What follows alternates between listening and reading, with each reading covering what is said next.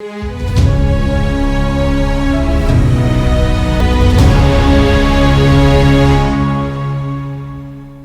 दोस्तों, राजनीति की बातें किताबों की कहानी में एक बार फिर से आपका स्वागत है। मैं हूं आपका दोस्त धर्मेंद्र कंवारी। दोस्तों, चौधरी माड़ू सिंह मलिक के जीवन यात्रा पर बातें करते हुए आज हम बहुत कई महत्वपूर्ण बातों को जानेंगे। चौधरी माड़ू सिंह जी का वकालत में जो उनका आने का काम था वो चौधरी छोटूराम को उनका सरे जाता है, लेकिन राजनीतिक यात्रा के पहले ही पड़ाव में चौधरी माड़ू सिंह ने चौधरी छोटूराम को नाराज कर लिया था। इन बातों के अलावा आज हम 1930 के पंजाब काउंसिल के चुनाव में रोहतक गोहाना सीट के चुनाव की बिसात के बारे में भी जानेंगे। हम कहानी दोस्तों वहीं से शुरू करते हैं जहां से पिछले वीडियो में हमने छोड़ी थी। और दोस्तों, कई लोगों के हिस्से में भगवान जो दुख है वो बचपन से ही लिख देता है। रोहतक के कलावड़ गांव में जन्मे पूर्व शिक्षा मंत्री और चौधरी छोटूराम के भक्त चौधरी माड़ू सिंह मलिक के भाग्य में भी बचपन से दुख ही लिखे हुए थे। लेकिन हर किसी की जिंदगी में एक ऐसा इंसान आता है जो मसीहा बनकर उसको अंधेरे से निकालता है, और माड़ू सिंह जी के ये मसीहा उसकी बहन और बहनोई थे। जाट हीरोज मेमोरियल स्कूल से मिडिल की क्लास उन्होंने पास की और इसके बाद माड़ू सिंह को स्कूली शिक्षा के लिए घर से दूर पुंडरी में जाना पड़ा। पुंडरी में इनकी बहन रामदेव के पति महम के चौधरी रिसाल सिंह पुलिस में सब इंस्पेक्टर लगे हुए थे और घर से दूर बहन के पास शिक्षा प्राप्ति के लिए जाने का जो कारण था वो 1920 में इनकी दादा की मृत्यु थी। दादा की मौत के बाद परिवार बिखर गया, ताऊ चाचाओं के अलग अलग चूल्हे बन गए और माड़ू सिंह जी के पास न माँ थी न पिता थे। दादा की मौत के बाद माड़ू सिंह अपने आप को अनाथ और निराश्रय सा समझने लगे थे और अपनी पढ़ाई पर भी उनको खतरे के बादल मंडरा चुके थे। परिवार वालों ने कह दिया था बहुत पढ़ लिया, अब काम धंधा कर और नौकरी के लिए कोशिश करते रहना, जब मिल जाएगी तो चले जाना। घर वालों की इस बात का पता माड़ू सिंह की बहन रामदेव को लगा तो उसने अपने पति से परामर्श किया और अपने भाई को उच्च शिक्षा के लिए अपने पास पुंडरी बुला लिया। पुंडरी में माड़ू सिंह ने 1923 में फर्स्ट क्लास से 10वीं की परीक्षा पास की और स्कूल के सफल विद्यार्थियों में इनको सर्वाधिक अंक मिले थे। इसके बाद स्कूल का जो वार्षिक उत्सव हुआ उसमें इनको सत्यार्थ प्रकाश नामक पुस्तक इनाम में दी गई और फिर जीवन भर ये आर्य समाज से जुड़े रहे। इसको पढ़ने से इनके मन में आर्य समाज के सिद्धांतों के प्रति पूर्व की अपेक्षा और गहरी आस्था हुई और स्कूल के जो हेडमास्टर थे उन्होंने इनके बहनोई चौधरी रिसाल सिंह को माड़ू सिंह का स्कूल लिविंग सर्टिफिकेट जब लेने आए तो कहा कि चौधरी साहब लड़का बहुत होनहार है और सदाचारी है, आज्ञाकारी है, इस लड़के को कॉलेज जरूर भेजना।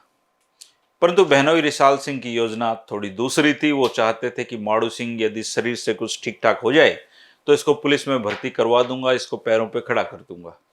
माड़ू सिंह को उसकी बहन रामदेव ने खूब खिलाया पिलाया भी, लेकिन शरीर जैसा था वैसा ही रहा और बहनोई की योजना खटाई में पड़ गई। उधर परिवार के पृथक पृथक चूल्हे बन जाने पर माड़ू सिंह के इससे 60 बीघे जमीन आई थी और इस जमीन को इसके चचेरे भाई बोते थे।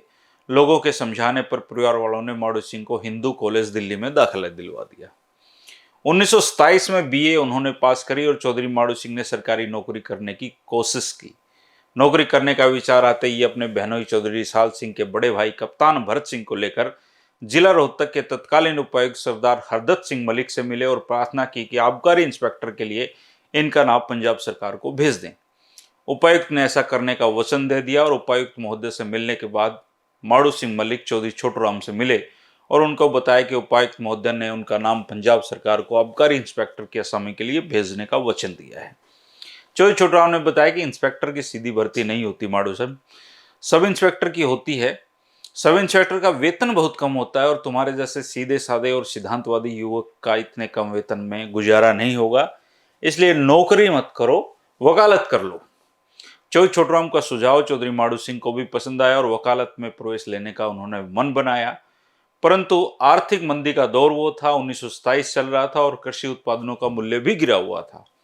वकालत की पढ़ाई भी 3 साल की होती थी और इसके अलावा चौधरी माड़ू सिंह एक लड़की के पिता भी तब तक बन चुके थे और ऐसी परिस्थितियों में जांच परख करने पर इनका मन दोबारा से नौकरी की तरफ झुका।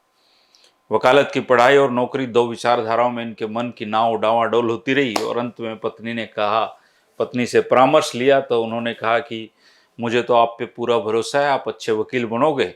और चौधरी छोटूराम ने भी आपको सोच समझ कर ही कहा होगा, उनकी राय का मान रखना चाहिए। जहां तक हमारी बात है, आप चिंता मत करना, बेटी की चिंता से भी आप मुक्त रहिए। जहां इतने साल काट लिए, 3 साल और काट लेंगे। परिवार से आश्वस्त होकर चौधरी माड़ू सिंह ने वकालत में प्रवेश लेने का निश्चय किया। चौधरी माड़ू सिंह की धर्मपत्नी के कथनानुसार वकालत की पढ़ाई में प्रवेश के लिए पैसों का जुगाड़ नहीं था और चौधरी माड़ू सिंह अपने बहनोई रिसाल सिंह से उधार में पैसे लेकर आए और तब दिल्ली जाकर दाखिला लिया और ये उधार उन्होंने वकालत के जब पैसे में आए तब उतारी। 1928 में ये वकालत में पहले जो साल था उसमें फेल हो गए। बड़ा अपमानित खुद को महसूस किया और सोचा कि बेकार में इस पंगा ले लिया एलएलबी का। फिर सोचा कि पीछे लौटने से जग हसाई होगी और इसके बाद ये चौधरी टीकाराम के पास गए। चौधरी टीकाराम के संबंध में इनके परिवार के 2 नाते जुड़े हुए थे। पुरानी रिश्तेदारी का आधार तो यह था कि चौधरी माड़ू सिंह के चाचा का गांव मंडोरा में हुआ था और नई रिश्तेदारी का सूत्र यह था चौधरी टीकाराम चौधरी माड़ू सिंह एक ही गांव कुलासी में विवाहित थे। चौधरी टीकाराम ने इनकी बातें बड़े ध्यान से सुनी और परामर्श दिया कि वकालत की पढ़ाई छोड़ना ठीक नहीं है और उन दिनों गिने चुने लोग ही रोहतक में वकील थे। चौधरी टीकाराम ने समझाया कि वकालत के पेशे में तुम्हारा भविष्य उज्जवल दिखाई देता है क्योंकि गठवाड़ा मलिक गोत्र के अनेक गांव रोहतक में भी हैं। रोहतक तहसील में गठवाड़ा गोत्र का अभी तक कोई वकील ही नहीं है। मलिक गोत्र का एक ही युवक चौधरी लहरी सिंह वकालत पढ़ रहा और वह भी सोनीपत में वकालत करेगा। चौधरी लहरी सिंह भी वकालत पढ़ने के बाद राजनीति में और मंत्री बने और बहुत बड़े प्रभावशील नेता हरियाणा में रहे। वक्त मिला तो उनकी कहानी भी जरूर बताऊंगा दोस्तों। चौधरी टीकाराम ने अपनी बात का प्रभाव पड़ते देखकर कहा कि यदि तुम्हारे मार्ग में आर्थिक कठिनाई है तो उसे दूर किया जा सकता है। चौधरी टीकाराम के अंतिम वाक्य सुनकर चौधरी माड़ू सिंह के चेहरे पर प्रसन्नता की हल्की रेखाएं उभरी और डूबते व्यक्ति को तिनके का सहारा मिल गया। ऐसी ही मानसिकता के साथ चौधरी माड़ू सिंह की भी उस समय हो गई थी।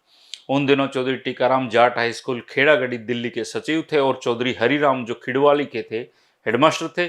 चौधरी टीकाराम ने चौधरी हरिराम से परामर्श करके चौधरी माड़ू सिंह को कुछ समय के लिए स्कूल में अध्यापक लगा दिया और इस दौरान अध्यापन करते हुए वो एलएलबी की परीक्षा की तैयारी करते रहे। कुछ समय के बाद स्कूल की प्रबंध समिति में 2 गुट बन गए और स्कूल की नीति देखिए। एक गुट के जो नेता थे वो हेडमास्टर चौधरी हरिराम थे और दूसरे गुट के सरदार चौधरी टीकाराम थे। समझौता ऐसी स्थिति में संभव नहीं था और चौधरी टीकाराम ने स्कूल के सचिव पद से फिर त्यागपत्र दे दिया। इसका प्रभाव चौधरी माड़ू सिंह पर भी पड़ना था और ये भी वहां से चले आए। चौधरी माड़ू सिंह ने आर्थिक थपेड़ों को सहते हुए 1930 में अपनी वकालत पास कर ली। रोहतक में ही चौधरी माड़ू सिंह ने वकालत शुरू कर दी और यहीं पर राजनीति से भी पहला इनका जुड़ाव हुआ। लेकिन पहले प्रयास में चौधरी छोटूराम को ही नाराज कर बैठे। 1930 में पंजाब काउंसिल के चुनाव आ गए थे और 1930 के चुनाव के समय यूनियनिस्ट पार्टी में भी थोड़े बहुत संगठनात्मक दृष्टि से मतभेद उभर आए थे। सर फजले हुसैन ने 1930 में वायसराय की काउंसिल का सदस्य बनकर दिल्ली चले जाने पर यूनियनिस्ट पार्टी के शीर्ष जो मुस्लिम नेता थे साहबुद्दीन और फिरोज खान नून में आपसी टकराहट हो गई थी। अंबाला डिवीजन के यूनियनिस्ट पार्टी के जो अग्रणी नेता थे वो चौधरी छोटूराम थे और चौधरी लालचंद भी एक दूसरे के विरोधी हो गए थे। 1930 के चुनाव में जिला रोहतक में विधान परिषद की 2 सीटें थी दोस्तों। चौधरी छोटूराम इस चुनाव में अपने पुराने क्षेत्र झज्जर सोनीपत से यूनियनिस्ट पार्टी के प्रत्याशी के रूप में खड़े हुए और रोहतक गोहाना क्षेत्र से यूनियनिस्ट पार्टी ने चौधरी रामस्वरूप खिड़वाली को खड़ा कर दिया। इनके मुकाबले में चौधरी लालचंद भालोट गांव के जो रहने वाले थे चुनाव के लिए मैदान में उतरे हुए थे। चौधरी रामस्वरूप की जीत के लिए यह आवश्यकता कि गोहाना तहसील के गठवाड़ा गोत्री मत उनके पक्ष में पड़े और ऐसी स्थिति में चौधरी लालचंद को हराया जा सकता था। चौधरी छोटूराम ने भगत फूल सिंह और दादा घासीराम पर अपना प्रभाव डालकर आहुलाना गांव की गठवाड़ा गोत्र की एक पंचायत बुलवा ली और इस पंचायत ने चौधरी रामस्वरूप को समर्थन देने का फैसला ले लिया। इस पंचायत में भगत फूल सिंह उपस्थित नहीं थे, परंतु इतना जरूर था कि पंचायत ने अपना निर्णय उन्हीं की सहमति से दिया था।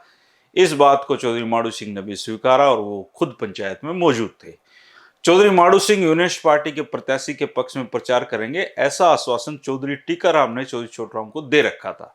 इसके अलावा खुद चौधरी छोटूराम को भी यह विश्वास था कि माड़ू सिंह उनके कहने पर ही नौकरी के विचार को छोड़कर वकालत में दाखिल हुए थे और यह उनका समर्थन अवश्य करेंगे। वकालत में पढ़ते हुए भी चौधरी माड़ू सिंह चौधरी छोटूराम के राजनीतिक विचारधाराओं से प्रभावित थे, परंतु इस चुनाव में चौधरी माड़ू सिंह ने चौधरी छोटूराम की आशा और विश्वास के विपरीत जाकर चौधरी लालचंद का समर्थन कर दिया। यह अलग बात है कि चौधरी लालचंद बीच चुनाव भाग खड़े हुए क्योंकि उनको विजय की कोई आशा नहीं थी और इस चुनाव में चौधरी रामस्वरूप खिड़वाली विजयी हुए थे। चौधरी छोटूराम के समर्थक होते हुए भी चौधरी माड़ू सिंह ने उनके प्रत्याशी चौधरी रामस्वरूप का समर्थन क्यों नहीं किया, इस बारे में अनेक अनेक विचार हैं दोस्तों। सामान्य लोगों की यह धारणा थी कि चौधरी रामस्वरूप के बड़े भाई टेकराम एमएलसी ने किसी समय एक पंचायत में दादा घासीराम की बेइज्जती कर दी थी, इसलिए इस चुनाव में प्रतिपक्षी ने चौधरी माड़ू सिंह को उपयुक्त घटना का समन दिलाकर अपने पक्ष में कर लिया था। जनसाधारण की यह धारणा मान्य इसलिए नहीं हो सकती क्योंकि गठवाड़ा गोत्र की आहुलाना की पंचायत ने अपना समर्थन चौधरी रामस्वरूप को देने का फैसला कर लिया था। इस संबंध में दूसरा विचार यह है कि एलएलबी के प्रथम वर्ष में अनुत्तीर्ण होने के बाद चौधरी माड़ू सिंह ने कुछ समय के लिए जाट हाई स्कूल खेड़ागढ़ी में वो मास्टर लगे थे और चौधरी रामस्वरूप के छोटे भाई चौधरी हरिराम वहां हेडमास्टर थे। चौधरी हरिराम और स्कूल के सचिव चौधरी टीकाराम में जब विरोध हुआ तो चौधरी टीकाराम ने सचिव पद से त्याग दिया और उनके पक्षधर चौधरी माड़ू सिंह को वो नौकरी से हाथ धोना पड़ा था। चुनाव में अपना विरोध प्रकट करने के लिए प्रतिशोध लेने की भावना ही प्रमुख थी। इस धारणा में कुछ सत्यता हो सकती है। और तीसरा विचार यह था कि दोस्तों चौधरी माड़ू सिंह रामस्वरूप के मुकाबले में चौधरी लालचंद जो थे उनको अधिक योग्य समझते थे, इसलिए उन्होंने चौधरी लालचंद का जो समर्थन देने का फैसला किया। लेकिन इस बात में कोई बहुत ज्यादा दम इसलिए नहीं है क्योंकि जीत की अपेक्षा रखने वाले प्रत्याशी महत्वपूर्ण होते हैं। चौथा और अंतिम कारण जिसमें सच्चाई थी कि वह यह था कि रोहतक गोहाना चुनाव क्षेत्र में जहां गठवाड़ा गोत्र के मतदाताओं का बाहुल्य था, वहां चौधरी रामस्वरूप के हुड्डा गोत्र के तेईस की खाप के गांव भी कम नहीं थे। कुछ व्यक्तियों ने युवा वकील माड़ू सिंह के दिमाग में यह बैठा दिया था कि यदि रामस्वरूप इस चुनाव में जीत जाते हैं तो भविष्य में यह सीट उनकी बन जाएगी और तुम्हारा राजनीतिक जीवन अनेक वर्षों तक अवरुद्ध हो जाएगा। यदि चौधरी लालचंद जीत जाते हैं तो तुम्हारा राजमार्ग सरल और सपाट हो जाएगा, क्योंकि चौधरी लालचंद का गांव भालौट अपने आप में बड़ा होते हुए भी वहां जो फोगाट गोत्र था उसकी दृष्टि से बड़ा और प्रभावशाली नहीं था। चौधरी छोटूराम चाहे इस समय तुमसे नाराज हो जाएं, परंतु वे बहुत देर तक तुम्हारी उपेक्षा नहीं कर सकते क्योंकि गठवाड़ा गोत्र के भगत फूल सिंह उनके दाएं हाथ हैं। इस प्रकार रामस्वरूप का पत्ता सदा से कट जाएगा। चौधरी लालचंद की सहायता करके चौधरी माड़ू सिंह के हाथ कुछ नहीं लगा और चौधरी माड़ू सिंह ने एक बार कहा भी था कि मुझे नहीं मालूम था कि इतने भारी भरकम शरीर में गिदड़ का दिल है, अन्यथा मैं सोच समझकर कदम उठाता।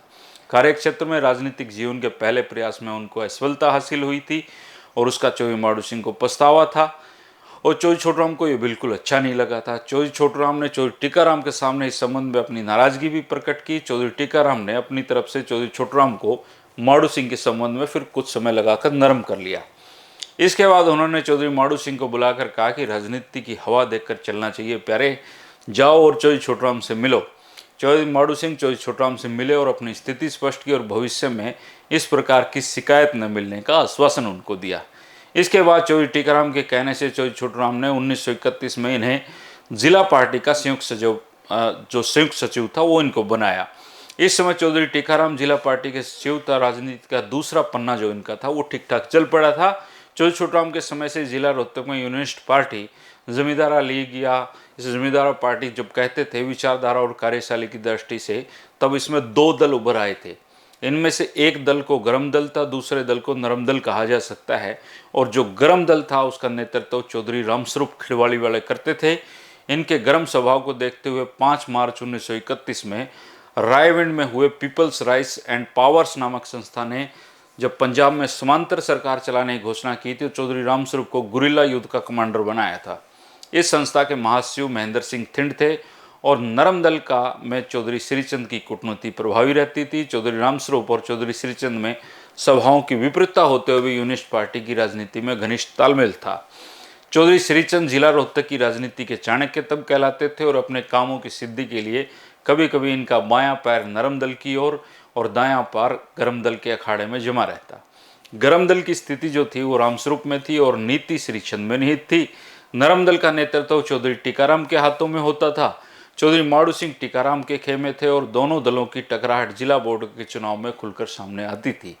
चौधरी रूपचंद थोड़ और चौधरी भोला सिंह जो चीड़ी गांव के थे आदि का झुकाव भी नरम दल की तरफ होता था। चौधरी छोटूराम के जीवित रहते हुए विधानसभा के चुनाव में इन दोनों दलों की प्रभावहीन परछाइयां स्थायी तौर पर थी और चौधरी छोटूराम की मृत्यु के बाद तो दोनों दल विधानसभा चुनाव में खुलकर सामने आ गए थे। कल का जो वीडियो होगा दोस्तों उसमें हम जिला बोर्डों के रोचक जो चुनाव थे उसका जिक्र करेंगे। उसमें गोतनाथ कितने महत्वपूर्ण होते थे और उस समय क्या परिस्थितियां बनी थी उसका वर्णन करेंगे दोस्तों।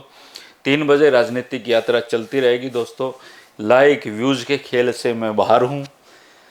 एक साथी जींद में मिले मुझे और उन्होंने कहा कि आप कभी लाइक और व्यूज़ के चक्कर में नहीं रहते।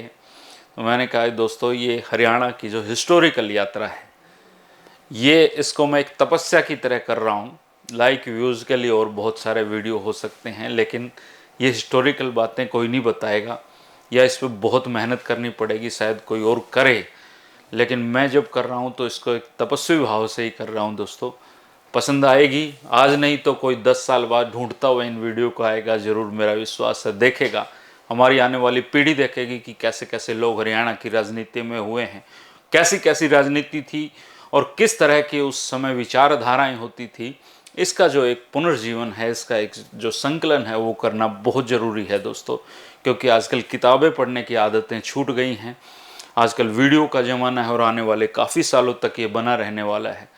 तो वीडियो डॉक्यूमेंटेशन अगर नहीं होगा हमारे पास, तो हम कैसे जान पाएंगे, कैसे युवा पीढ़ी को बता पाएंगे, कैसे हमारे पूर्वजों के इतिहास के बारे में बता पाएंगे। ये एक कोशिश है।